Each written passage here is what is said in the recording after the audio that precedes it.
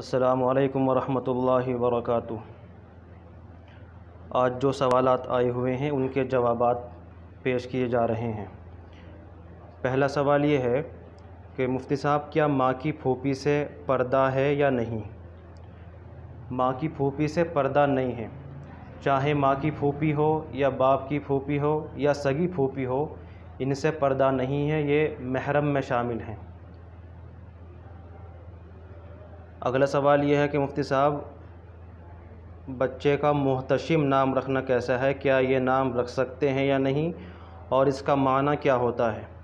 محتشم نام رکھ سکتے ہیں، اچھا نام ہے، اور اس کا معنی ہے شان و شوکت والا، وقار والا، عظمت والا، شان والا، یہ اس کے معنی ہیں۔ اور محتشم احتشام سے بنا ہے، یہ اچھا نام ہے، اس کو رکھ سکتے ہیں، اس میں کوئی حرج کی بات نہیں ہے۔ اگلا سوال یہ ہے، السلام علیکم محترم مفتی صاحب، والدہ عدت میں ہیں، بیٹے کا دوسرے شہر میں انتقال ہو گیا ہے، کیا والدہ بیٹے کو دیکھنے کے لیے دوسرے شہر جا سکتی ہیں یا نہیں؟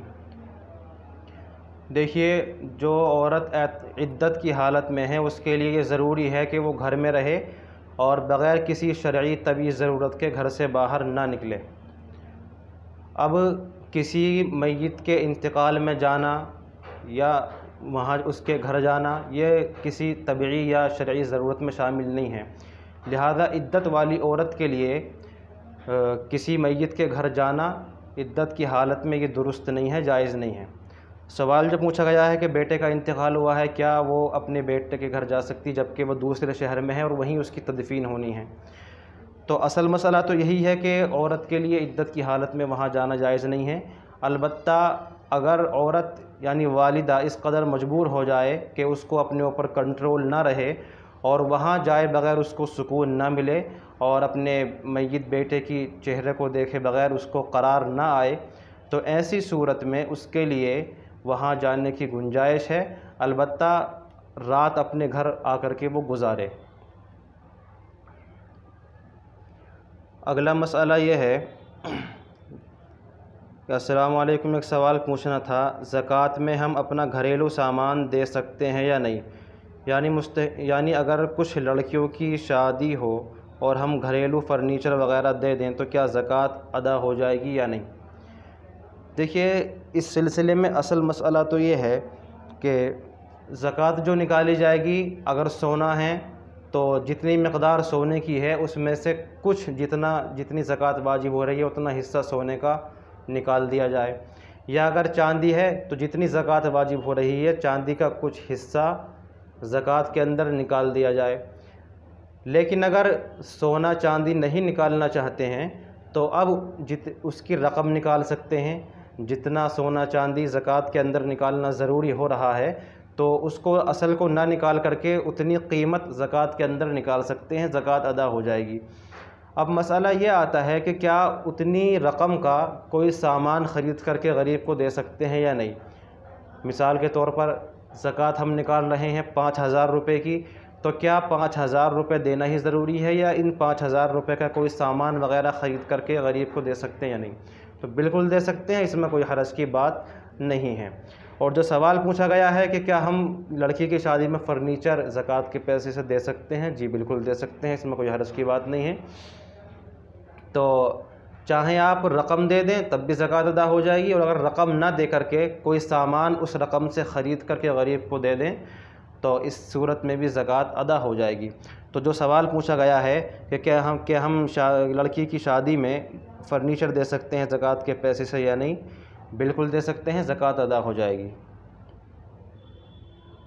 اگلا سوال یہ ہے، السلام علیکم مفتی صاحب، 5 بھائی کے بیچ ایک مکان ہے، ایک بھائی کا انتقال ہو گیا ہے، اب مکان بیچنا ہے، وراثت میں بھابھی کا حصہ نکالنا ہوگا یا نہیں، جبکہ بھابھی دوسری شادی کرنے جا رہی ہیں؟ اس مسئلے کا جواب عنایت فرما کر ممنون مشکور فرمائیں۔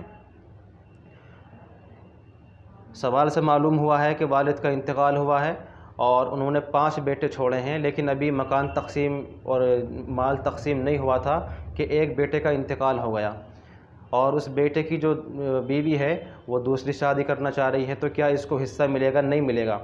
تو اس سلسلے میں مسئلہ یہ ہے کہ جو 5 بیٹے تھے ہر ایک بیٹے کو اس کا حصہ دیا جائے گا، جس بیٹے کا انتقال ہو گیا ہے اس کا حصہ اس کے وارثین کو یعنی اس کے بیوی بچوں کو مل جائے گا، لہذا جس بیٹے کا انتقال ہوا ہے اس کو محروم نہیں کیا جائے گا، وراثت میں اس کو حصہ ملے گا، لیکن اس کا حصہ اس کے وارثین یعنی بیوی بچوں کے اندر تقسیم ہو جائے گا۔ اگلا سوال یہ ہے، مہر کی رقم خرچ کر سکتے ہیں یا نہیں؟ شوہر اس مہر کی رقم کو خرچ کر سکتا ہے یا نہیں؟ جواب عنایت فرمائیں۔ دیکھیے، جو مہر ہوتا ہے عورت کا وہ خالص عورت کا حق ہوتا ہے۔ جب آدمی نے مہر ادا کر دیا تو اب وہ عورت نے اس پر قبضہ کر لیا، وہ عورت کا ہو گیا۔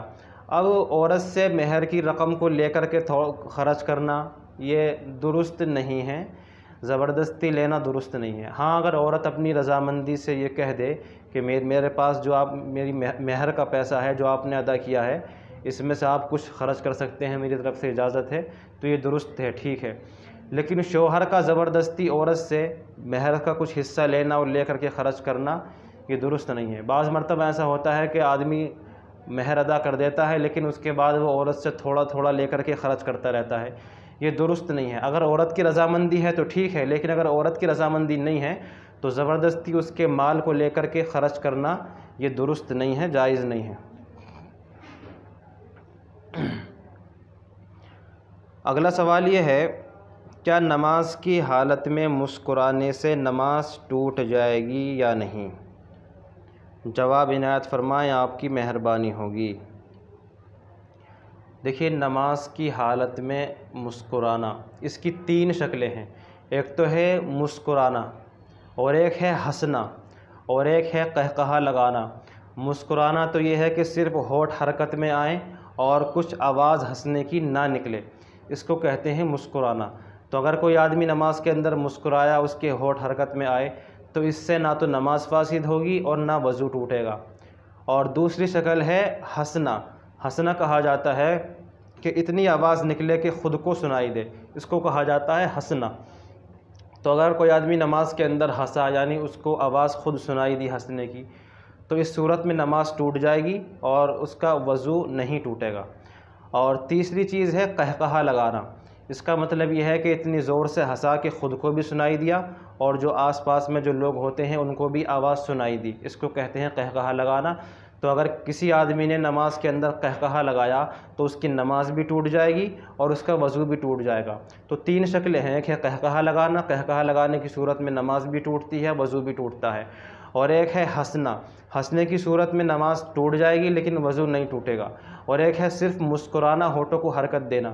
تو اس صورت میں نہ نماز ٹوٹے گی اور نہ وضو ٹوٹے گا، البتہ نماز کی حالت میں مسکرانا یہ مکروہ ہے۔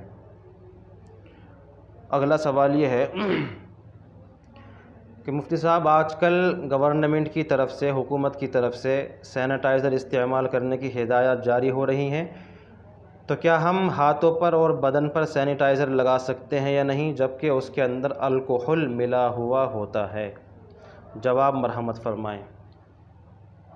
دیکھیے، بہت اچھا سوال کیا ہے، لیکن یہ بات یاد رکھنی چاہیے کہ الکحل جو ہوتا ہے وہ 2 طرح کا ہوتا ہے۔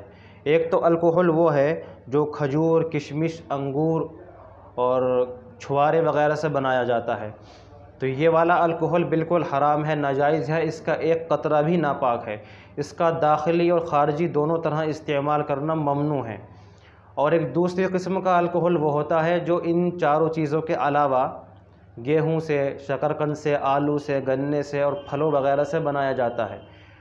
تو وہ الکحل امام اعظم ابو حنیفہ نور اللہ مرقدہ کے اصول کے مطابق وہ ناپاک نہیں ہوتا ہے، اس کا استعمال کر سکتے ہیں۔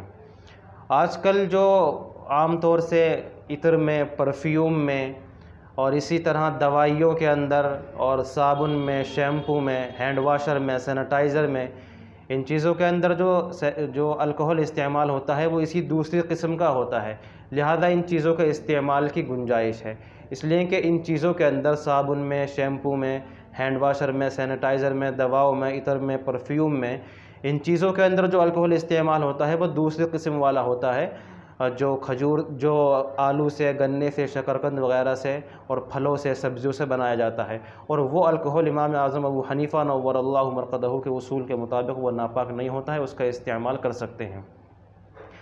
تو خلاصہ یہ ہے کہ سینیٹائزر کا استعمال کر سکتے ہیں، اس میں کوئی حرج کی بات نہیں ہے، ہاتھوں پر بھی لگا سکتے ہیں، باڈی پر لگا سکتے ہیں۔ ہاں البتہ اگر کوئی آدمی احتیاط کرنا چاہے تو وہ احتیاط کر سکتا ہے، اس میں کوئی حرج کی بات نہیں ہے۔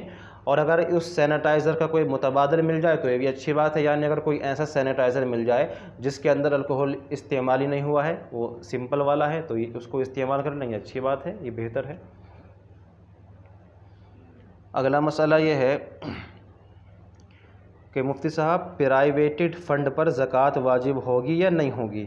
اس مسئلے کی وضاحت فرما دیں، اس مسئلے کو لے کر میں کافی دن سے کنفیوز ہوں، پریشان ہوں، اس کا حل نہیں مل پا رہا ہے، آپ جواب مرحمت فرمائیں، آپ کی بہت ہی مہربانی ہوگی۔ پہلے تو اس بات کو سمجھنے کی ضرورت ہے کہ پرائیویٹڈ فنڈ ہوتا کیا ہے۔ بعض کمپنیاں ایسی ہیں کہ ان کے اندر ملازمین کام کرتے ہیں اور وہ اپنے ملازمین کو ہر مہینے تنخواہیں دیتی ہیں۔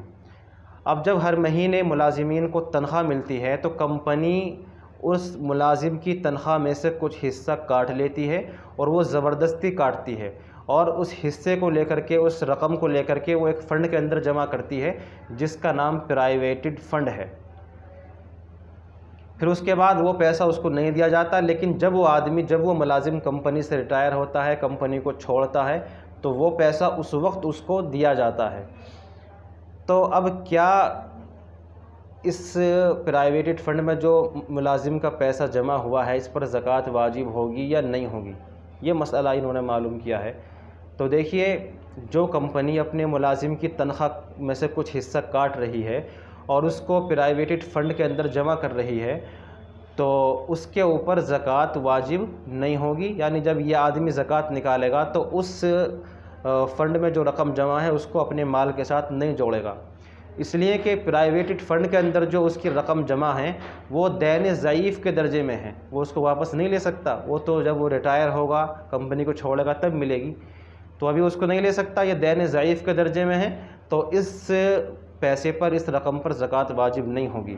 لہذا جب وہ آدمی زکوٰۃ نکالے گا تو اس جو پیسہ اس کا پرائیویٹڈ فنڈ کے اندر جمع ہے اس پیسے کو اپنے اس مال کے ساتھ نہ ملائے۔